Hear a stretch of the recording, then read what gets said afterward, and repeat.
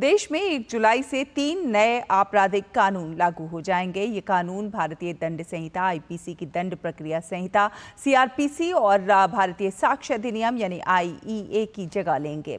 इन नए कानूनों में क्या खास है, आपको दिखाते हैं। देश में 1 जुलाई से 3 नए आपराधिक कानून लागू हो जाएंगे। ये कानून औपनिवेशिक युग के भारतीय दंड संहिता, आईपीसी, दंड प्रक्रिया संहिता, सीआरपीसी और भारतीय साक्ष्य अधिनियम आईईए की जगह लेंगे। नए कानूनों में कई अहम बदलाव किए गए हैं। बड़े बदलावों की बात करें तो राजद्रोह को हटाकर देशद्रोह लाया गया। आतंकवादी गतिविधियों की परिभाषा को स्पष्ट किया गया है। यौन अपराधों के लिए कड़ी सजा का प्रावधान किया गया है। दरअसल इन कानूनों का उद्देश्य लीगल सिस्टम को मॉडर्न जरूरतों के अनुरूप लाना और राष्ट्र की सुरक्षा और कल्याण सुनिश्चित करना है। तीनों नए कानूनों को पिछले साल मॉनसून सत्र में लाया गया था और 21 दिसंबर को संसद से इसे मंजूरी मिली।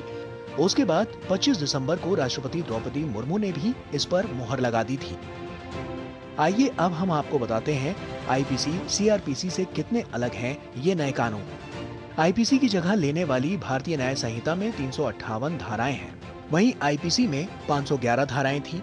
सीआरपीसी की जगह लेने वाली भारतीय नागरिक सुरक्षा संहिता में पिछली 484 की तुलना में 531 धाराएं हैं। इंडियन एविडेंस एक्ट आईईए की जगह लेने वाले भारतीय साक्ष्य अधिनियम में 170 धाराएं हैं। ये पिछले कानून आईईए में 166 से थोड़ी अधिक है। नए कानूनों में किए गए बड़े बदलावों में से राजद्रोह वाले पॉइंट को हटाकर देशद्रोह को लाया गया है।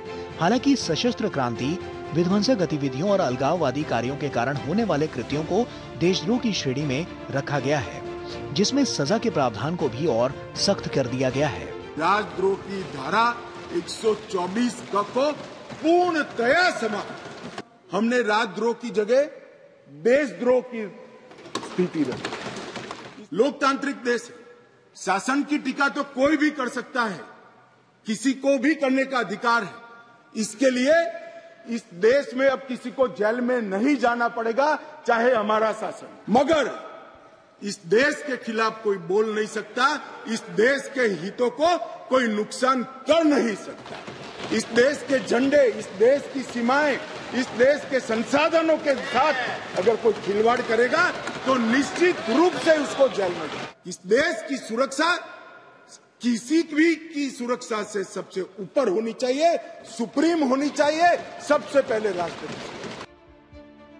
आज की इस रिपोर्ट में हमने आपको नए कानूनों में हो रहे बड़े बड़े बदलावों के बारे में संक्षेप में बताया है। आगे चलकर इनके बारे में हम आपको अपनी अगली रिपोर्ट में एक एक कर विस्तार से भी बताएंगे। तो नए कानून के बारे में हमारी रिपोर्ट को लगातार देखते रहिए। Bureau report, DD news. और लोकसभा चुनाव